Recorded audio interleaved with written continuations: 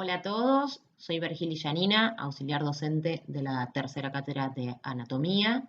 En la clase de hoy vamos a ver una parte de los núcleos basales, ¿sí? A mí me toca presentarles lo que son los núcleos de entrada o receptores. Así que nos vamos a focalizar en esos núcleos. Los núcleos basales tienen 4 funciones principales. Una es la regulación del circuito motor, somático y visceral, mediante la actividad de 2 vías, que la vamos a ver más adelante, que es la vía directa e indirecta. La segunda función es circuitos de recompensa. La tercera, integración sensorio-motora. Y la cuarta, procesos cognitivos, ¿sí? ¿Qué quiero decir con todo esto? Quiero decir que los núcleos basales y sus núcleos asociados actúan principalmente como componentes de una serie de circuitos paralelos que salen de la corteza cerebral, pasan por los núcleos basales, llegan al tálamo y regresan a la corteza cerebral. Entonces hay 3 conceptos antes de continuar que me gustaría que queden claros, ¿sí? En primer lugar, que cualquier lesión o trastorno de estos núcleos basales van a producir una alteración en los movimientos, ¿sí? Y también, obviamente, de acuerdo a las funciones que acabamos de nombrar, vamos a tener alteración de lo que es la cognición, la percepción y la actividad mental. Segundo concepto a quedar en claro, que los núcleos basales están anatómicamente y funcionalmente separados por estos circuitos que dijimos antes, ¿sí? Que son circuitos paralelos, que cada uno procesa diferente información en forma individual. Y el último punto que me gustaría que quede claro es que los núcleos basales actúan por desinhibición, ¿sí? O sea, por liberación de la inhibición. Entonces, en conclusión, los núcleos basales van a integrar toda esa información que les llega de la corteza, modulan la información cortical por estos canales paralelos que nombramos anteriormente, que son independientes, y luego estos canales, ¿sí?, lo traducen nuevamente a la corteza, ¿sí? Entonces, si estos canales afectan, están afectados, ¿sí?, van a afectar a lo que es la conducta, ¿sí?, indirectamente por una retroalimentación de la corteza cerebral y directamente aportando información a los centros subcorticales que van a influir en lo que son los movimientos. A modo de introducción, tenemos acá la lista de los núcleos de la base y sus núcleos asociados. Y a su vez vemos que dice división dorsal y división ventral, eso también lo vamos a ver en unas diapositivas más adelante, pero como para que ya vayan incorporando el concepto. Entonces tenemos caudado, putamen y globo pálido como división dorsal. Núcleo accumbens, sustancia innominada, el núcleo basal de Meynert. Y el tubérculo olfatorio, división ventral. Y como núcleos asociados tenemos a la sustancia nigra, al núcleo subtalámico y al núcleo tegmental pedúnculo pontino. En esta imagen, en este esquema, ¿sí?, lo que podemos ver son los núcleos, ¿sí? Tenemos en azul o celeste, tenemos acá lo que se llama, ¿sí?, el núcleo lenticular, que está formado por el globo pálido y el putamen, ¿sí? Luego, todo esto verde va a ser el núcleo caudado, en donde vamos a poder marcar sus diferentes porciones. Tenemos la cabeza del caudado, lo que es el cuerpo del caudado y la cola del caudado, que termina en esta pelotita, que es el cuerpo amigdalino, ¿sí? Esto que ven en rojo es el tálamo. Entonces, en esta imagen lo que podemos ver es la relación que tienen entre sí los núcleos de la base y la relación que tienen con el tálamo. Ahora quiero que veamos esta otra imagen, ¿sí?, que ya es más real, ¿sí?, en donde vamos a ver un corte de Jacob, ¿sí? Acá en la línea roja nos dice por dónde está pasando este corte. Este es un corte anterocapsular y quiero que junten la imagen de la diapositiva anterior como para que entiendan que si ustedes logran acoplar las dos imágenes, la de la diapositiva anterior, que eran solo los núcleos de la base, junto con esta, que en donde ya tenemos todo el componente cortical, van a poder entender por qué los diferentes cortes agarran diferentes estructuras y diferentes núcleos. En este corte, que es un corte anterocapsular, vemos estos tres núcleos.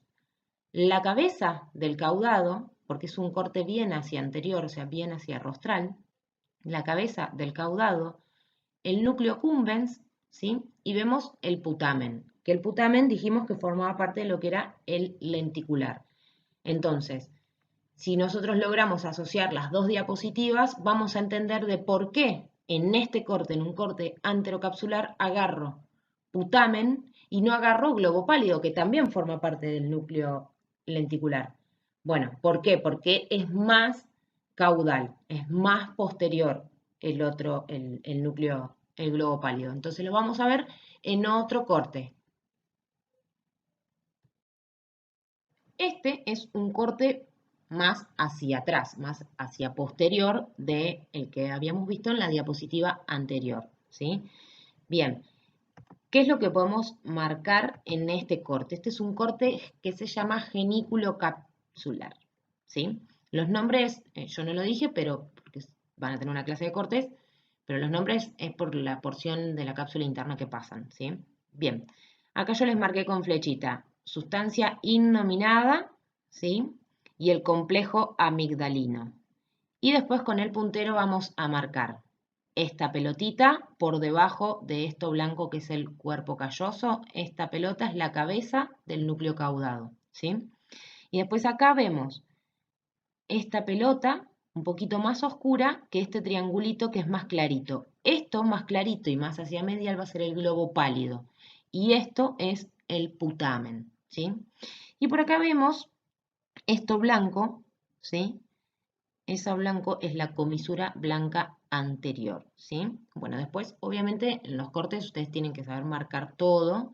Yo solo ahora me estoy centrando en lo que son los núcleos de la base y sus núcleos asociados. Pero el resto de las estructuras ustedes las tienen que saber marcar.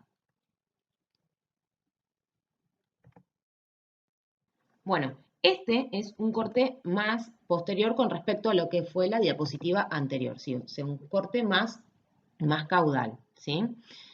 En donde vamos a ver, vamos a marcar con el puntero porque si no me quedaba todo muy lleno de flechas. Solo les marqué con las flechas lo que es el núcleo subtalámico y la sustancia nigra. El resto de los núcleos de la base los vamos a marcar con puntero. Esta pelotita que tenemos acá, por debajo de esto blanco, que es el tronco del cuerpo calloso, esto de acá es el núcleo caudado.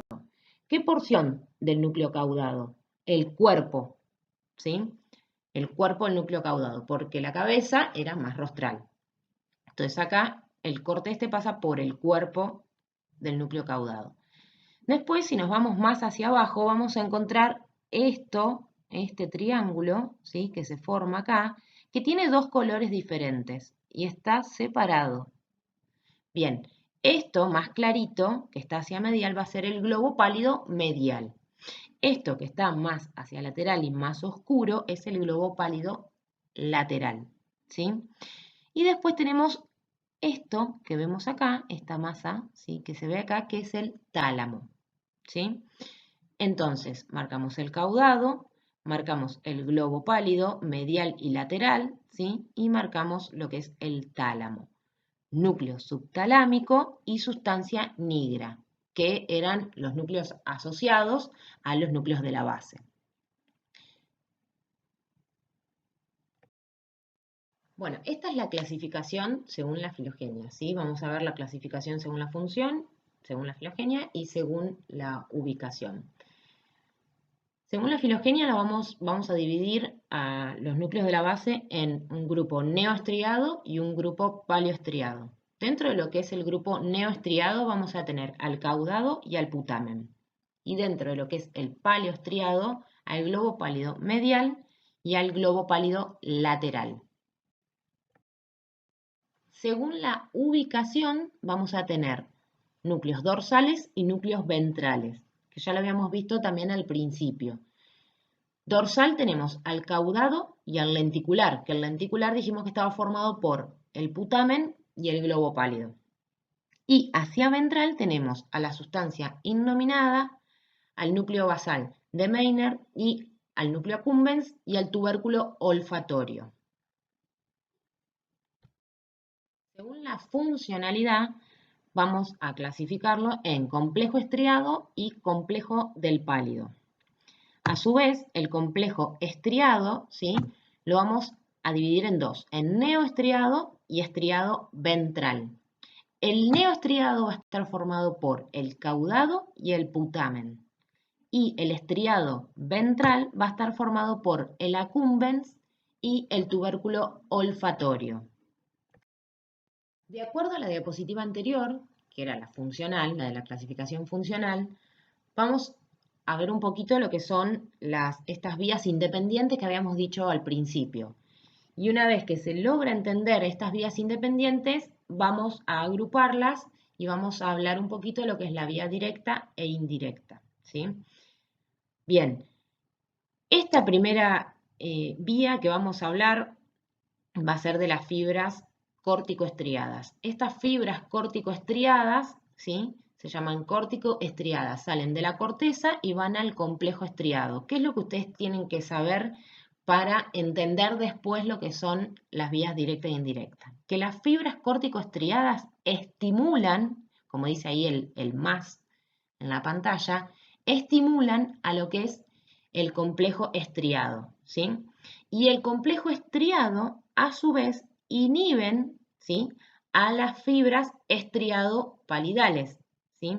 O sea, del complejo estriado van a salir fibras que van a ir al globo pálido. Bueno, esas fibras son inhibitorias. En cambio, las fibras que vienen de la corteza al complejo estriado son excitatorias.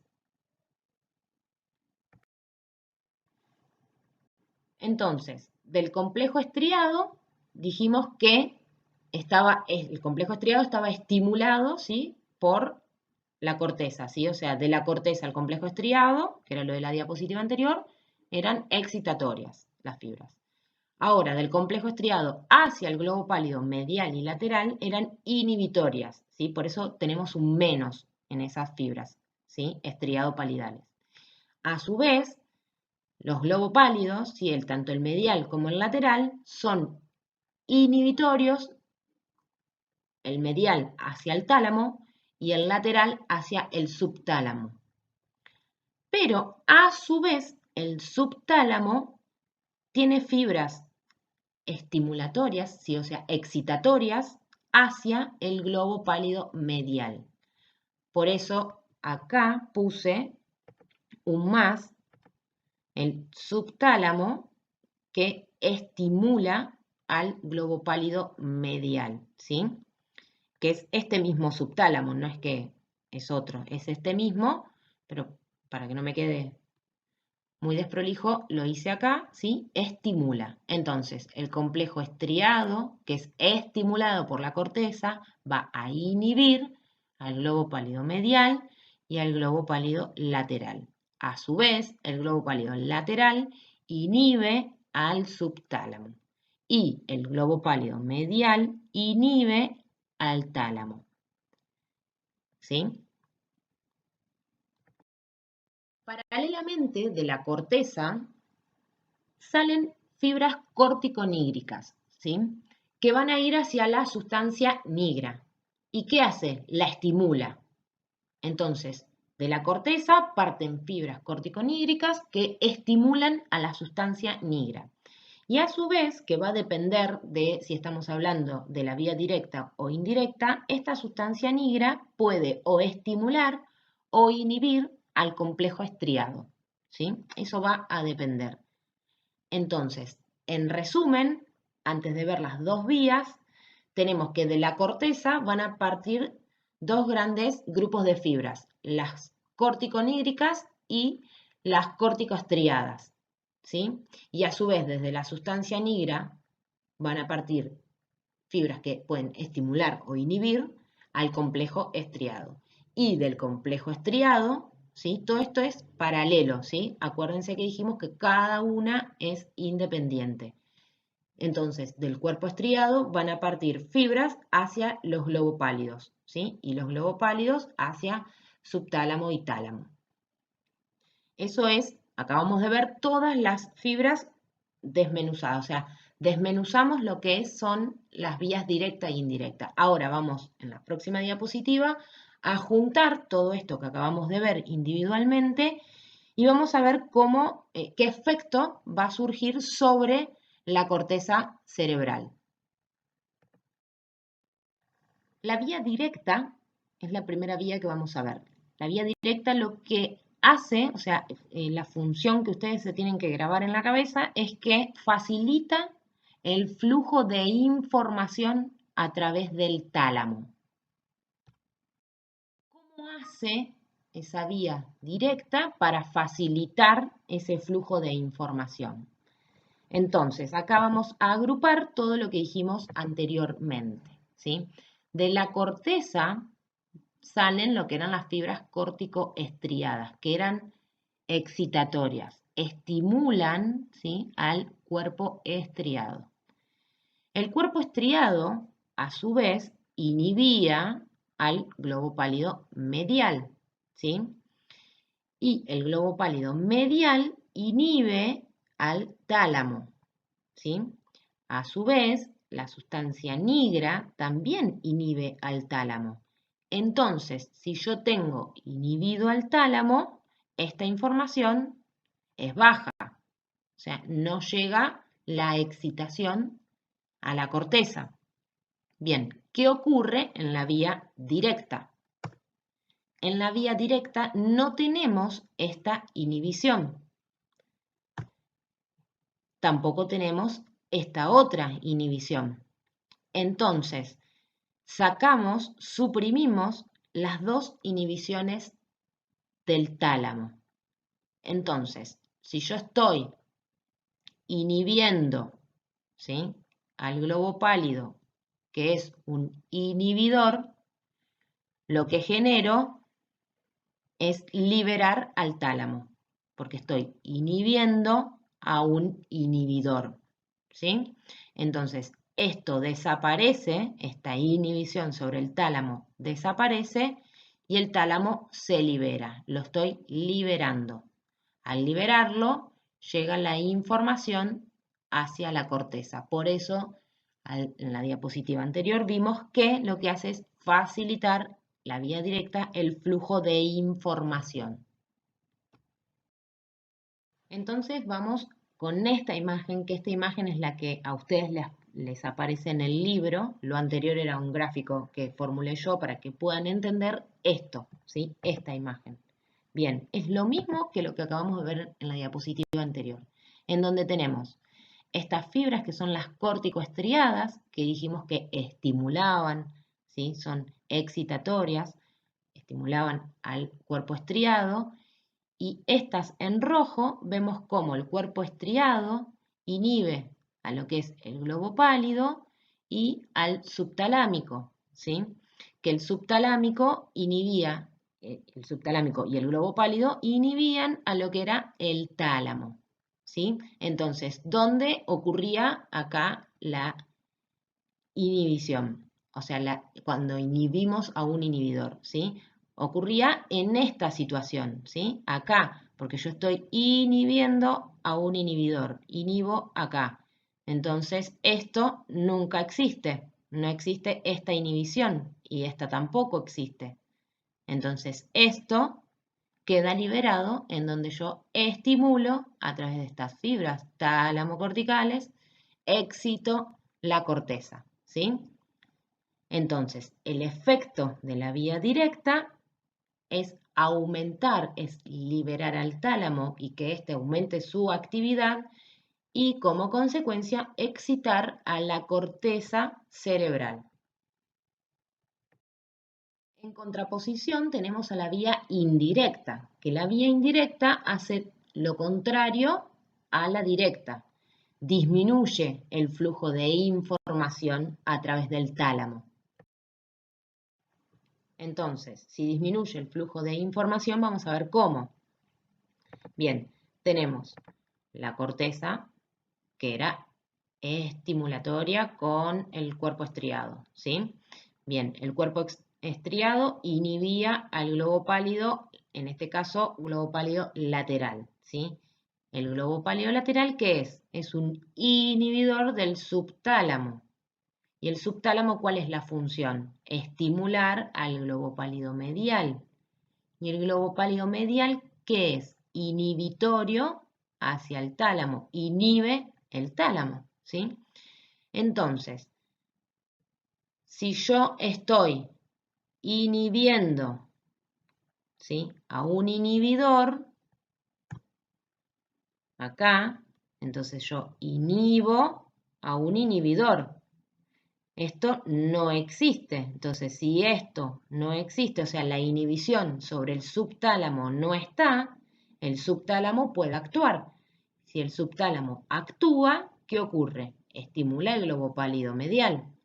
Si el globo pálido medial actúa, ¿qué me hace? Me inhibe al tálamo. Tálamo inhibido disminuye el flujo de información hacia la corteza, ¿sí? Disminuye la excitación hacia la corteza. Bueno, veamos ahora lo que les aparece a ustedes en el libro, ¿sí? Tenemos estas fibras que son las corticoestriadas, de la corteza al cuerpo estriado, estimulatorias, ¿sí? Bien, del cuerpo estriado al globo pálido lateral, inhibitorias, ¿sí? Del globo pálido lateral al subtalámico, inhibitorias, ¿sí? El núcleo subtalámico, ¿qué hacía el subtálamo? Estimulaba al globo pálido, acá, esta de acá, estimula el globo pálido medial. Y el globo pálido medial, acá en azul, inhibe al tálamo. Bien, ¿qué era lo que no teníamos? Porque estoy inhibiendo a un inhibidor. Entonces, esto queda liberado, estimulo al globo pálido medial que me inhibe al tálamo. Entonces el tálamo disminuye su acción en las fibras que son tálamo corticales, ¿sí? Entonces el efecto de la vía indirecta es reducir la actividad talámica y en consecuencia disminuye la actividad de la corteza cerebral. Lo contrario a la vía directa, que lo que hacía era estimulaba, ¿sí? Aumentaba el flujo de información. Bueno, y acá vamos a ver un poco las alteraciones en las funciones conductuales, ¿sí? El circuito motor. No me voy a explayar mucho en lo que son las patologías y eso, y les voy a dejar una tarea para que hagan a modo de ejercicio, ¿sí? Lo dividimos en dos, ¿sí? A los trastornos en hipercinéticos y hipo, o sea, uno mucho, otro poco, ¿sí? Dentro de los hipercinéticos tenemos albalismo, que el balismo son movimiento brusco, ¿sí?, violento de las extremidades y obviamente involuntario. Después tenemos a los movimientos coreiformes, que estos movimientos también son involuntarios, son repetidos, ¿sí?, o sea, repetitivos, rápidos e irregulares. Después tenemos a los movimientos atestósicos. Estos movimientos son los movimientos de los dedos, de las manos y de los pies, ¿sí?, que es también involuntario, es continuo y no desaparece ni siquiera cuando estamos durmiendo, ¿sí? O sea, no desaparece con el sueño. Bien, y del otro lado tenemos a los hipocinéticos. Y acá tenemos la acinesia y la bradicinesia. La acinesia es falta de, ¿sí? La A es cuando ponemos el prefijo A adelante, es que falta, ¿sí? Entonces es falta de movimiento, ¿sí? La bradicinesia es un movimiento más lento, ¿sí? Y dentro de lo que sería la bradicinesia, este movimiento más lento, estas personas van a tener también incapacidad de hacer un movimiento repetitivo, ¿sí? No van a poder. Bueno, y como les dije, como tarea les voy a dejar, no les voy a decir qué patología, ¿sí? A modo de ejercicio, ¿sí? Para ver si comprendieron lo que son los diferentes circuitos individuales que vimos y los circuitos agrupados dentro de lo que es la vía directa e indirecta, ¿sí? Em, entonces, eh, como les digo, no tienen que ser las patologías, pero está bueno a modo de ejercicio para ver si lo entendieron.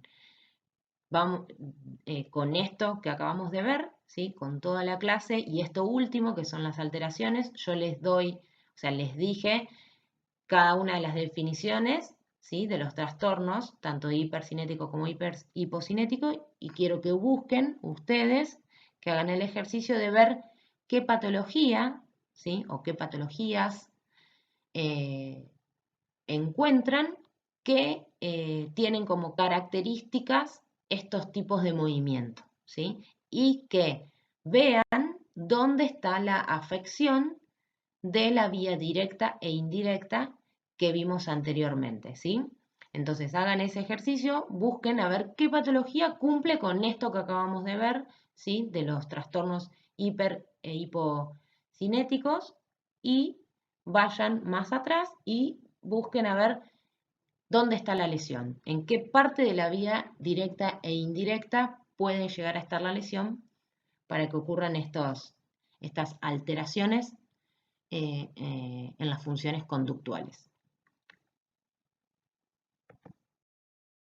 Bueno, y así con esa tarea que les dejé, damos por finalizada la clase. Espero que les haya servido y recuerden estudiar siempre del libro, ¿sí? Esto, utilizarlo como un apoyo, ¿sí? Pero siempre estudiar del libro. Espero que les haya sido útil y nos vemos en la próxima.